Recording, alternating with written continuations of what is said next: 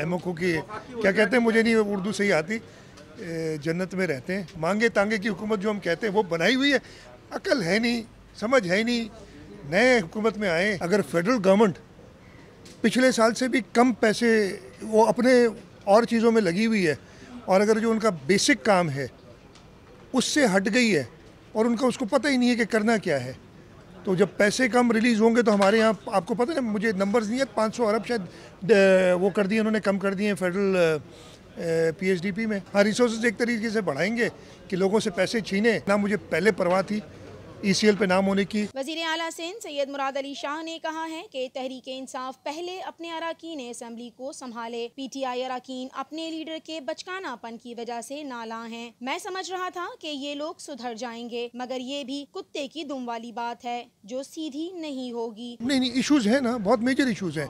अगर federal government पिछले साल से भी कम पैसे वो अपने और चीज़ों में लगी हुई है, और अगर जो उनका बेसिक काम है उससे हट गई है और उनका उसको पता ही नहीं है कि करना क्या है, तो जब पैसे कम रिलीज़ होंगे तो हमारे यहाँ आपको पता है, मुझे नंबर्स नहीं है, 500 अरब शायद वो कर दिए उन्होंने, कम कर दिए फेडरल पीएचडीपी में।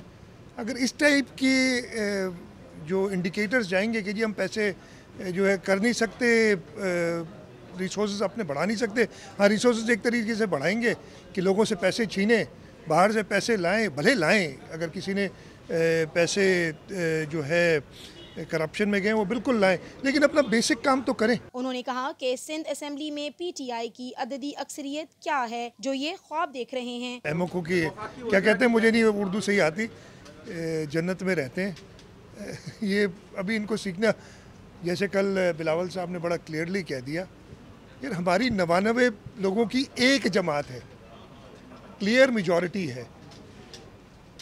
डिफेक्शन क्लॉज पढ़ ले कोई 63A, कह रहे इतने लोग, इनको 49 लोग अलग, जो कि पॉसिबल 49 क्या 0.49 भी पॉसिबल नहीं है, मतलब एक बंदा भी नहीं जाना है हमारा। अपना देखें, जहाँ उनके पास टोटल 172 चाहिए होते नेशनल असेंबली में, पीटीआई के अपने कितने। मांगे तांगे की हुकूमत जो हम कहते हैं वो बनाई हुई है, अकल है नहीं, समझ है नहीं। नए हुकूमत में आए, अभी चल रहे हैं, इंशाल्लाह ताला कुछ भी नहीं होगा। तहरीक इंसाफ के अरकान वफादारियां तब्दील करने की बात इसलिए करते हैं क्योंकि उन्होंने इस हवाले से कानून पढ़ा ही नहीं। ना मुझे पहले परवाह थी ईसीएल पे नाम होने की। मैं जैसे आपको मैंने बता चुका था कि जब से मैं चीफ मिनिस्टर बना हूँ, मैं कोई प्राइवेट दौरा तो मैंने किया ही नहीं। हाँ, मैं हज पे गया था और एक बार मैं करबला गया था और एक बार उम्रे पे गया था। उसके अलावा तो सारे मेरे ऑफिशियल दौरे हैं। अभी मैं ताज़ा, जब से मैं इस वक्त सीएम बना हूँ, मैंने सिर्फ एक दौरा किया है, सीपैक की मीटिंग के लिए चाइना गया था, जहाँ चारों चीफ मिनिस्टर्स ने आना था, बाकी 3 चीफ मिनिस्टर्स गए नहीं, मैं सिर्फ गया।